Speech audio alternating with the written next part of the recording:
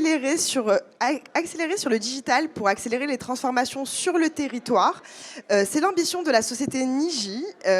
Et pour nous en parler, Hugues Méli, bonjour. Bonjour. Vous êtes PDG de la société Niji, une société entièrement dédiée à la transformation numérique des entreprises. Alors, où en sont nos entreprises bretonnes sur leur transformation ?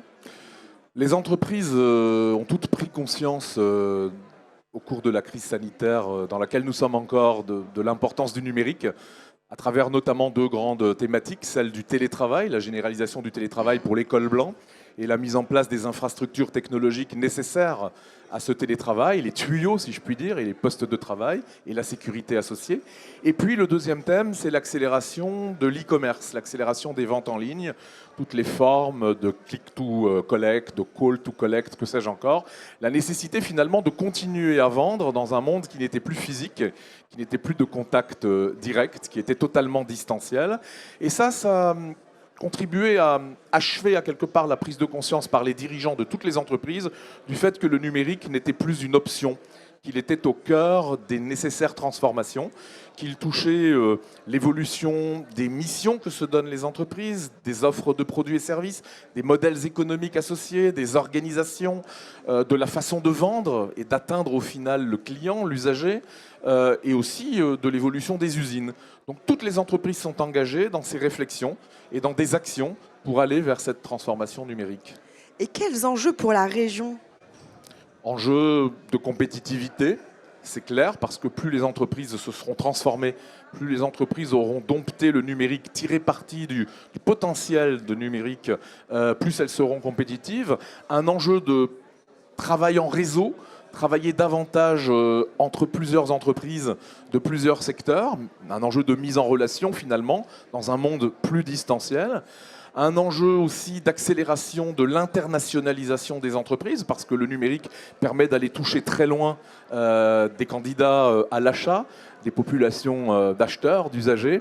Un enjeu d'attractivité aussi, parce que plus la région passera pour être une région très en avance en matière de transformation numérique, plus elle attirera vers elle des talents et d'autres entreprises. Donc un enjeu majeur finalement, un enjeu structurel pour la région. Et justement, que préconisez-vous pour ces entreprises ? De faire un point sur où elles en sont, pour acquérir finalement la lucidité sur ce que les choses sont et sur ce qu'elles ne sont pas. C'est quoi le point de départ pour chacune d'elles ? De mettre en place un plan d'action, de mettre en place une feuille de route, on appelle ça parfois une feuille de route digitale. Qu'est-ce que je vais prioriser en matière d'action, en matière de transformation ? Comment je vais étaler et structurer mes investissements ? Parce que cette transformation, c'est un coût, mais ce n'est pas une dépense, c'est un investissement, avec des retours sur investissement qui vont s'échelonner dans le temps.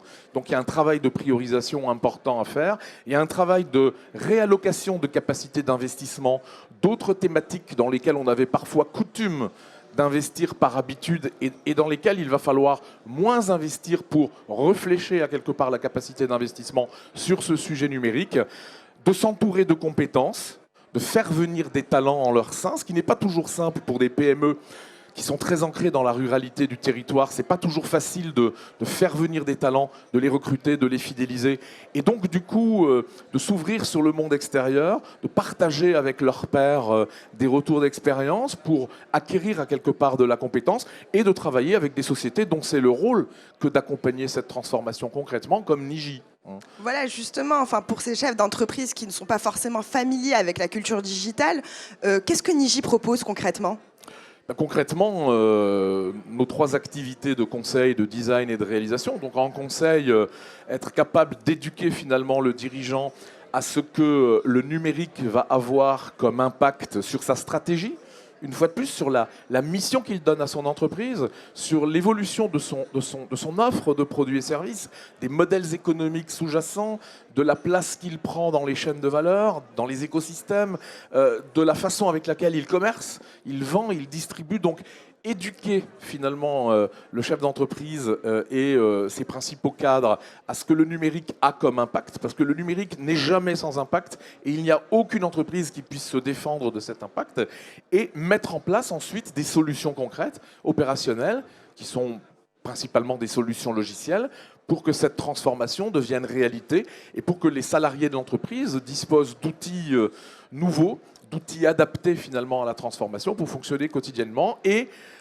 en privilégiant toujours la place de l'utilisateur, la place que vont avoir les usages dans cette transformation numérique. Ça, c'est les métiers de design. On oublie souvent qu'au final, on sert des utilisateurs. Et ces utilisateurs, il faut vraiment les mettre au cœur de toute la réflexion, le plus tôt possible, se dire que ce qu'on va faire, ça va se retrouver dans les mains d'un utilisateur. Et que si on veut que l'utilisateur l'utilise, l'adopte, le plébiscite, eh bien, il faut qu'il ait l'impression que ça a été fait pour lui. Bien et ça, sûr. ce sont des disciplines de design qui sont très particulières et qu'on a, nous, décidé de mettre vraiment au cœur de notre proposition de valeur. Très bien, merci Monsieur Méli pour cet éclairage. Merci à vous de nous avoir suivis. On se retrouve tout de suite avec Hélène Fauché pour parler mobilité durable. À tout de suite.